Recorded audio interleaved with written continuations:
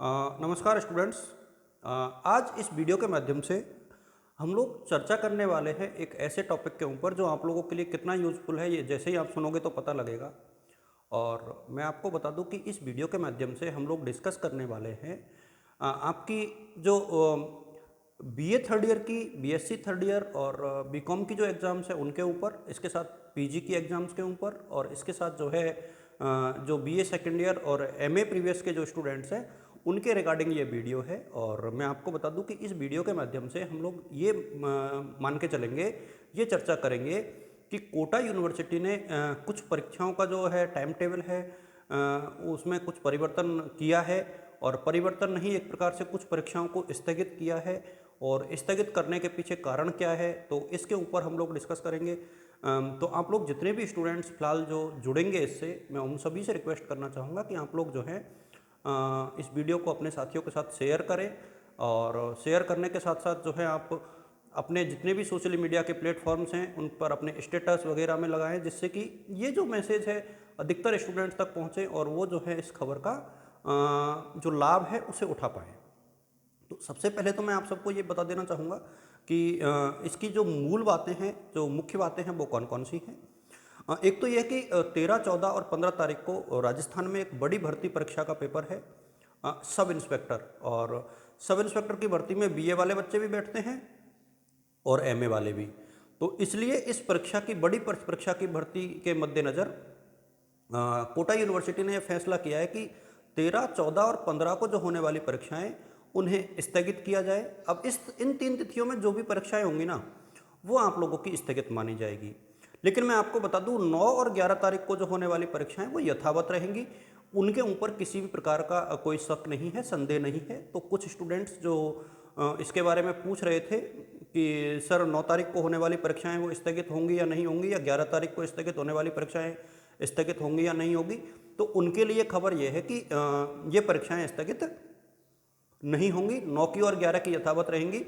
13, 14 और 15 को जो होने वाली परीक्षाएं वो निश्चित तौर पर स्थगित की गई हैं, और उसका रीज़न ये है कि सब इंस्पेक्टर की भर्ती परीक्षा का पेपर है इस दिन, और बहुत से जो कॉलेज के विद्यार्थी हैं वो इसमें शामिल हो रहे हैं, इसलिए कोटा विश्वविद्यालय ने फैसला लिया है।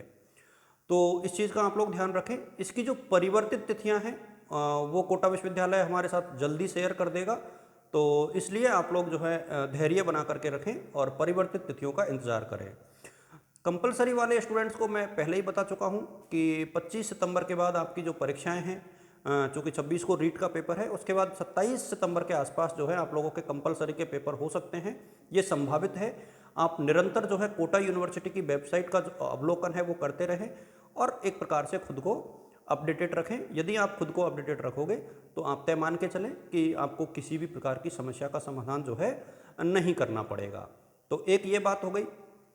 दूसरा मैं आपको बता दूं कि ये बेहद इम्पोर्टेंट फेज आपका चल रहा है, खासतौर पे फाइनल ईयर वाले स्टूडेंट्स का। तो आप लोग अपने जितने भी प्रैक्टिकल्स की फाइल्स हैं उसके बारे में अपने कॉलेज में जाकर के पता कर लें, जमा हुई है नहीं हुई है, हो रही है तो कब हो रही है, और अपने प्रैक्टिकल के रिकॉर्ड को अपने कॉलेज में जमा 100% करा दें, क्योंकि इसके बगैर आपके परिणाम पर नकारात्मक प्रभाव पड़ सकता है। तो एक ये बात हो गई। इसके अतिरिक्त नेक्स्ट जो चर्चा है वो भी मैं आप लोगों के साथ शेयर करना चाहूँगा, और नेक्स्ट चर्चा ये है कि जो सेकेंड ईयर और पीजी प्रीवियस के स्टूडेंट्स हैं उनके रिगार्डिंग ये खबर है। और जो पीजी प्रीवियस के स्टूडेंट्स, पीजी प्रीवियस और जो बीएससी बीकॉम सेकेंड ईयर के स्टूडेंट्स हैं उनके लिए खबर ये है कि सितंबर के जो आखिरी वीक में आप लोगों की परीक्षाएं जो है संभावित हैं, प्रस्तावित हैं।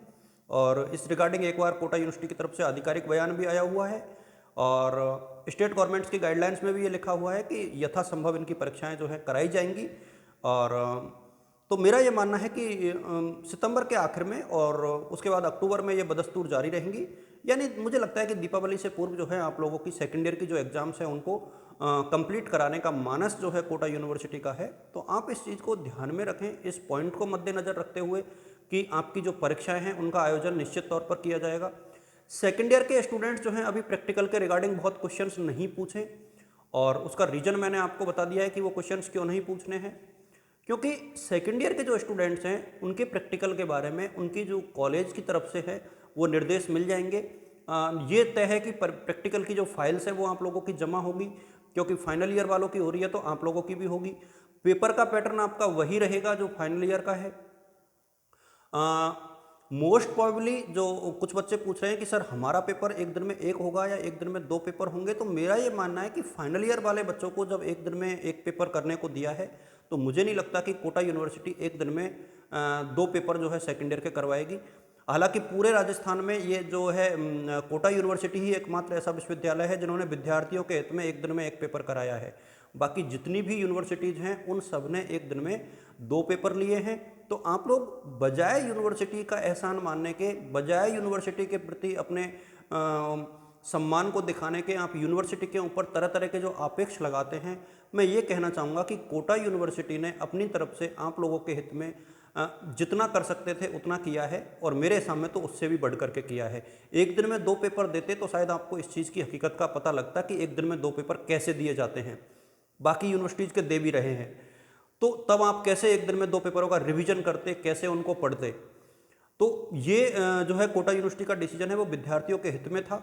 बावजूद इसके आप लोग यदि बेवजह आंदोलन की राह पकड़ते हो तो मुझे अच्छा नहीं लगता, क्योंकि अपनी वाजिब मांगों को रखना विश्वविद्यालय प्रशासन के सामने एक अलग चीज़ होती है, लेकिन बेवजह चीज़ों को लेकर के विश्वविद्यालय के ऊपर आरोप लगाना मेरे सामने उचित नहीं है। बाकी आप लोगों की मर्जी है, छात्र शक्ति है और स्टूडेंट जो यूनियन है, स्टूडेंट पावर है, उसके सामने कई बार झुकना भी पड़ता है प्रशासन को, लेकिन जायज़ मांग आप करोगे तो बेटर रहेगा।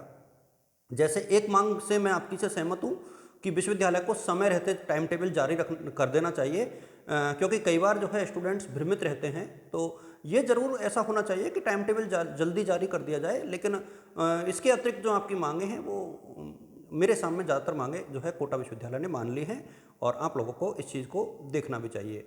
एमए के जो स्टूडेंट्स हैं, एमए, एमएससी, एमकॉम प्रीवियस के, उनके बारे में मैं ये कहना चाहूँगा कि आप लोगों की जो एग्ज़ाम्स हैं मेरे हिसाब में अक्टूबर में जो है हो सकती हैं, प्रस्तावित भी हैं और होंगी ज़रूर। इसमें मुझे कोई संदेह नज़र नहीं आता। हालांकि कुछ लोग इसके ऊपर संदेह जाहिर कर रहे हैं, लेकिन मैं अपने व्यक्तिगत अनुभव के तौर पर, और इसमें कोई सोर्स वाली बात नहीं है, मैं स्टेट गवर्नमेंट की गाइडलाइंस के मुताबिक भी, यूजीसी के ऊपर भी, और इन सब चीज़ों को मिला करके इस निष्कर्ष पर पहुंच रहा हूं कि ये एग्ज़ाम्स हैं जो होंगे ज़रूर। तो आप लोगों को इसके बारे में थोड़ा सा ध्यान रखना चाहिए और उसी के हिसाब से अपनी जो प्रिपरेशन है वो कंप्लीट रखनी चाहिए कि कोटा यूनिवर्सिटी की जो सेकेंड ईयर और एमए प्रीवियस के एग्ज़ाम्स है वो आयोजित करवाई जाएंगी। पेपर का पैटर्न अमूमन वही रहेगा जो फाइनल ईयर्स के रहे हैं। 50% जो अंक है उसका पेपर आपको हल करना है, और इतने पेपर को हल करके आप जो है अपने पेपर को सॉल्व कर सकते हो। आप सभी के साथ मेरी शुभकामनाएं हैं, विश्वविद्यालय प्रशासन की शुभकामनाएं, शिक्षक समुदाय की शुभकामनाएं हैं।